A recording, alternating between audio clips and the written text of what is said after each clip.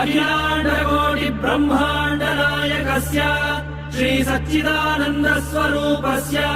सूर्यवंशपावनस्य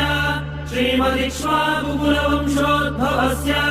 श्री रघुमहाराजवर्मणः प्रपौत्राय अजमहाराजवर्मणः पौत्राय दशरथमहाराजवर्मणः पुत्राय चक्रवर्ति सार्वभौमाय श्री महाविष्णु अवतारभूताय भरतखण्ड आत्मस्वरूपाय श्री पट्टाभिरामचन्द्र स्वामिने श्रीरामचन्द्रं सीता लक्ष्मण भरत शत्रुघ्न सहित सदा वन्दित हनुमत् विराजं शुभ चरित रत भरत खर्वित गर्व गन्धर्व यूथ गीत विजय गाथा दिव्य भौमायोध्याधिदैवत सिंहासनाधिरूढ